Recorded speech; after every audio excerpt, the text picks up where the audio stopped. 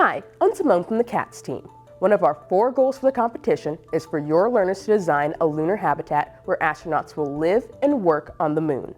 In this video, we'll look at what NASA envisions for the future Artemis Space Camp. Then, we'll go over how your students will build the habitats for their colonies in the practice lesson and final project. The last time humans visited the moon was in December 1972, during the Apollo 17 mission. Moon visits during the Apollo era were only a few days long, so astronauts stayed in their very small lunar modules. In the future, teams of astronauts will stay on the moon for up to 2 months at a time. NASA has chosen a region near the lunar South Pole as the site for the base camp. One of the most important reasons they chose this area is that the poles are the only regions that receive near constant sunlight to charge solar batteries. There are also tall craters nearby that provide much-needed shade from the sun's radiation. By being here, astronauts will have the ability to always generate electricity while still having shelter from the sun. We are asking your learners to build a model lunar colony for their final project. This colony must include a habitat, or a place for astronauts to live and work during their time on the moon. There are 3 required components the CATS judges will be looking for in each colony. First, they need a habitation module, a place for astronauts to live during their stay. Where will they sleep? Where will they relax after a long day of work? Second, there needs to be a laboratory module, a place for astronauts to work and do scientific investigations. Finally, astronauts will be 250,000 miles away. They will need to talk to loved ones at home, as well as send information back to NASA.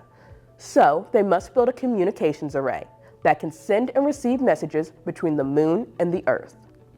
Our slide suggests that this might look like a satellite dish, but students are allowed to make whatever design they want for it.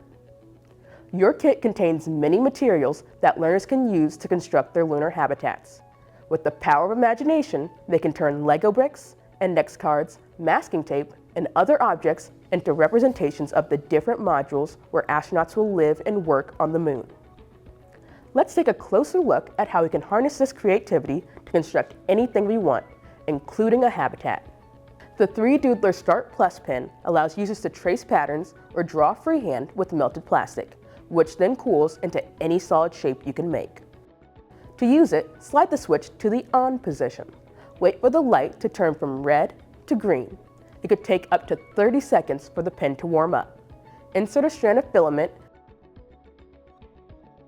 and click the orange button once to start extruding. Anchor the filament to your surface and begin. Once your filament is running low, simply insert another strand to continue creating. Here are some helpful tips for using the 3-Doodler Start Plus in your classroom. Tell the learners they may only take 2 pieces of filament at a time. If they need more, they can get more, but setting this limit discourages waste and prevents hoarding. Decide whether each group will use their own 3-Doodler or if you will set up stations for certain colors.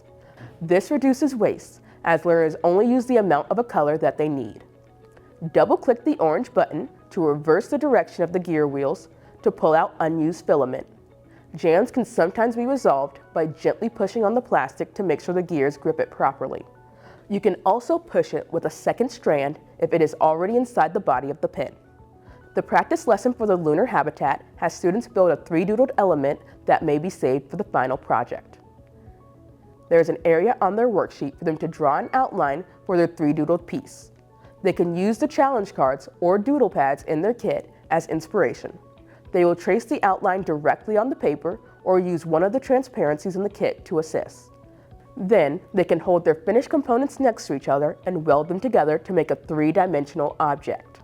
Once groups have their 3-doodled piece made, they can save it for their final lunar habitat. Or they can redo it and build an entirely different design if they choose.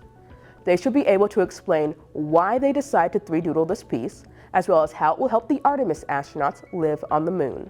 That's all for this video. Be sure to check out the rest. Happy building!